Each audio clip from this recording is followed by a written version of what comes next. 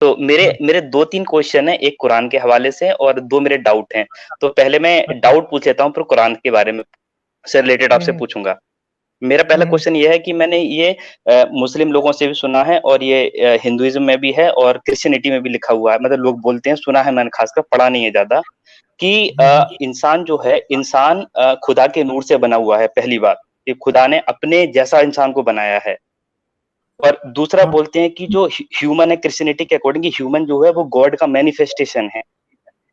हाँ और Hinduism Hinduism बोलता है कि हिंदी में लिखा हुआ है एक लाइन कि मनुष्य ईश्वर की सबसे उत्तम कृति है, यानी कैसे बोल सकते हैं, इंसान जो है गॉड की सबसे बेस्ट क्रिएशन है।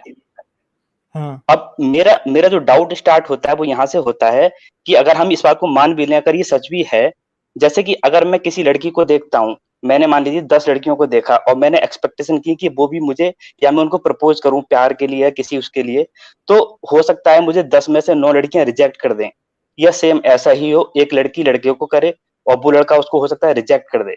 तो मेरा क्वेश्चन ये है कि अगर ये हम लोग अगर गॉड की मैनिफेस्टेशन है या उसने हमें बनाया है, तो इंसान ही इंसान को रिजेक्ट क्यों कर देता है? हाँ, पहला बात क्वेश्चन आपकी है ये। लॉजिकल बात बनती है, जाहिर बात है।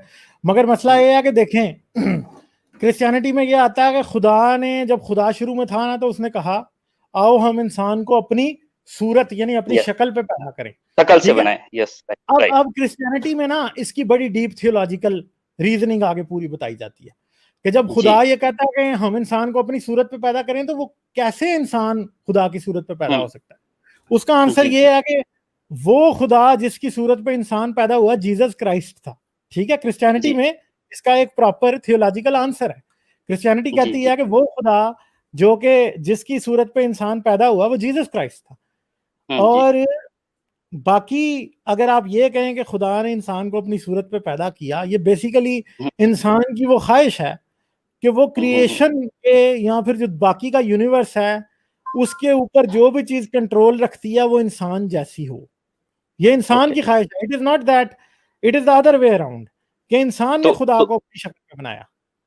ओके, यानी कि फिर तो जब आपने कहा कि ये इंसान की ख्वाहिश है, यानी कि गॉड भी तो इंसान की ख्वाहिश हुई, ना कि वो एक ट्रू ख्वाहिश एग्जिस्ट है ना, करता है।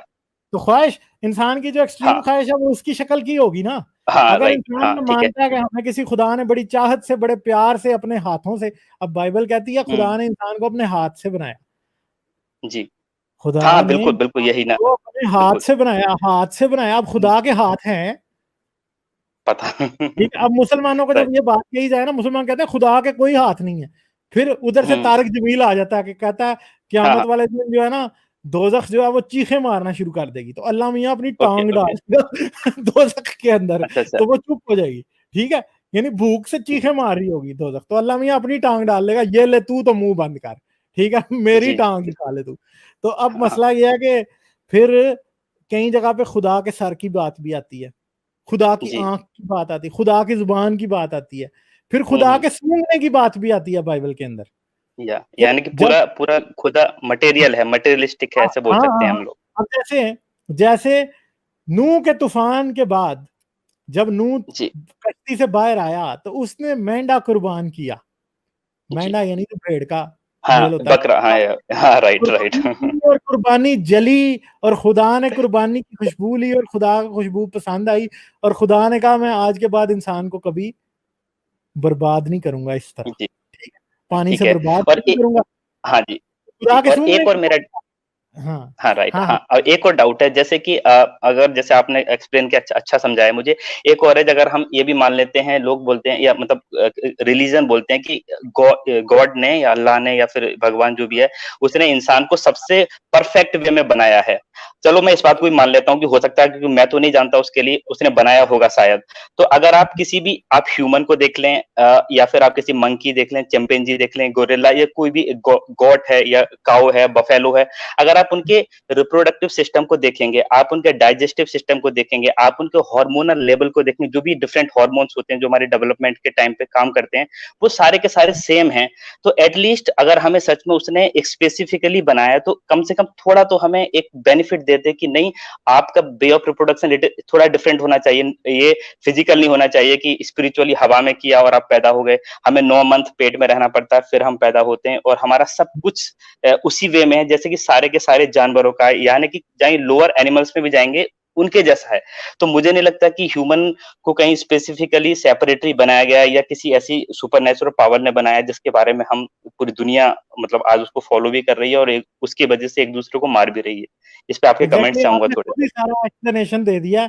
मसला ये है कि आज हम बियॉन्ड एनी डाउट इस बात पे क्लियर है कि इंसान यानी होमो सेपियन जो है वो मिलियंस ऑफ ईयर्स का वक्त लगा राइट के इवॉल्व हुआ है।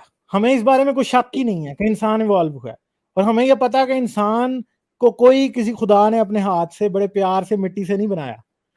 इंसान भी बाकी के एनिमल किंगडम के साथ उसी तरह जुड़ा हुआ है जिस तरह कोई इवॉल्व हुआ गधा बाकी के एनिमल किंगडम के साथ जुड़ा है, जैसे शेर जुड़ा है, जैसे जिराफा, वेल, कोई भी दूसरा है। जानदार जितने भी जमीन के अंदर आपको पाए जाते हैं आज मिलते हैं, वो जी सब के सब जी एनिमल किंगडम से जिस तरह से एसोसिएटेड हैं उसी तरह हम भी एसोसिएटेड हैं।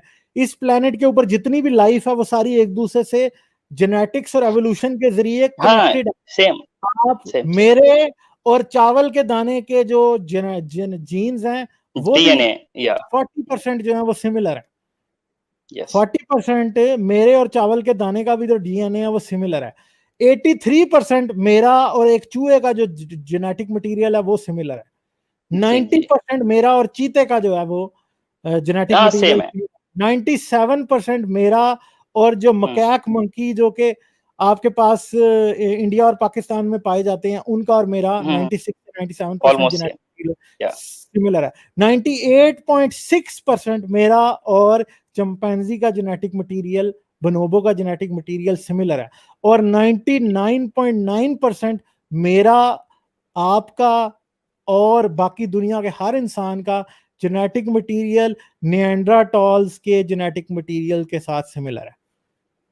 ओके और हमें राइट यह हाँ पता है कि जैसे चावल की आज 100 किस्में हैं और हमने उनको पिछले यस 10,000 साल के दौरान आर्टिफिशियल सिलेक्शन के जरिए जो है थोड़ा थोड़ा डिफरेंट किया है, इसी तरह एवोल्यूशन ने भी नेचुरल सिलेक्शन के दौरान पिछले चंद जी मिलियन ईयर्स के दौरान होमोजेनस के अंदर कई किस्म के चावल के दाने पैदा किए थे, कई किस्म के इंसान जी पैदा जी किए थे, जी जो कि वक्त के साथ कुछ तो एक्सटिंक्ट हो गए, मगर हम वापस आखिरी हम बच गए हैं। शायद हम आखिरी जी इसलिए बचे हैं कि हमने अपने साथ वाले सारों को अपने नेजों और अपने पत्थरों और अपने तीरों से मार के खत्म कर दिया, और अब हम कह राइट रहे हैं राइट नहीं नहीं हमें खुदा ने बनाया है।